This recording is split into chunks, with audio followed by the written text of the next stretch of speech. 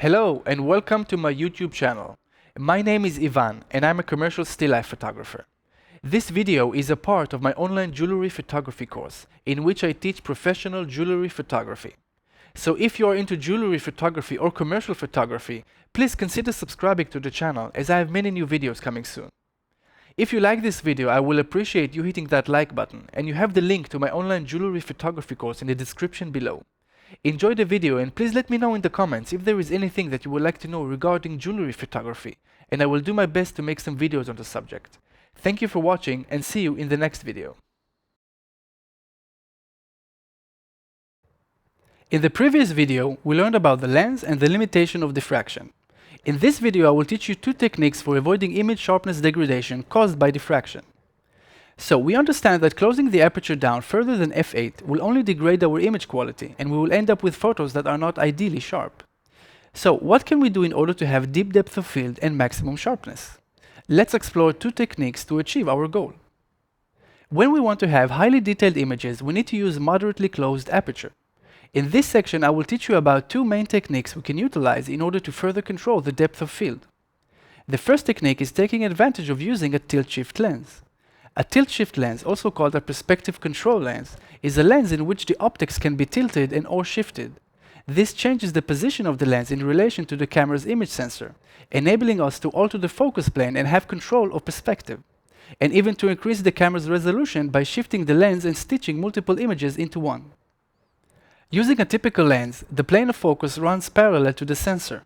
That means that if you focus on an object with a normal lens using a moderately wide aperture, everything from left to right will be in focus at your focus distance, with areas in front of and behind of the focus point gradually becoming out of focus. However, by tilting the lens up or down, you change the focal plane from parallel to perpendicular to the imaging sensor, with the result of the plane of focus running horizontally through the frame.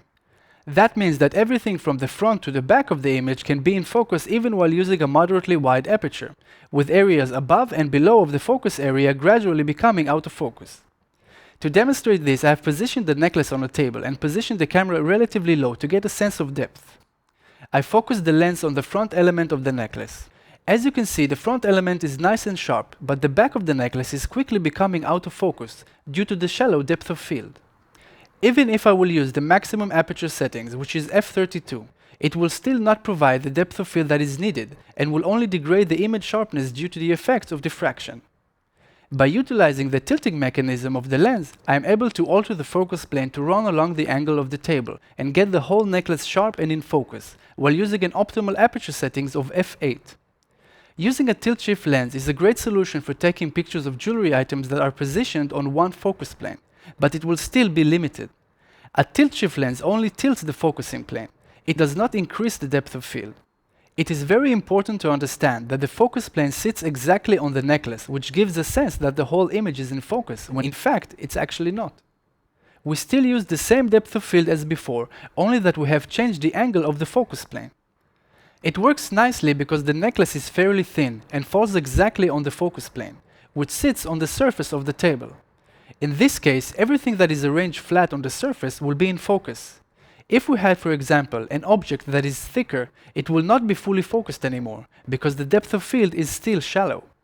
For example, if I will try to take a picture of a ring using the same technique, it will not be completely in focus, because the ring has a bigger depth than the depth of field. We can alter the depth of field by utilizing the lens tilt, but we cannot increase it. Using tilt-shift lenses may offer a good solution for many types of shots, but it will not work for every situation. The other technique for getting full focus is called focus stacking. Focus stacking is the process of taking multiple images at different focusing points and combining them into one highly detailed image using computer software such as Helicon Focus. Focus stacking has changed my life as a photographer. I have battled with the subject of depth of field for years before discovering this technique. I just couldn't understand how other photographers are managing to get product images that are firstly in complete focus and secondly with amazing details and sharpness. This is where focus stacking comes in.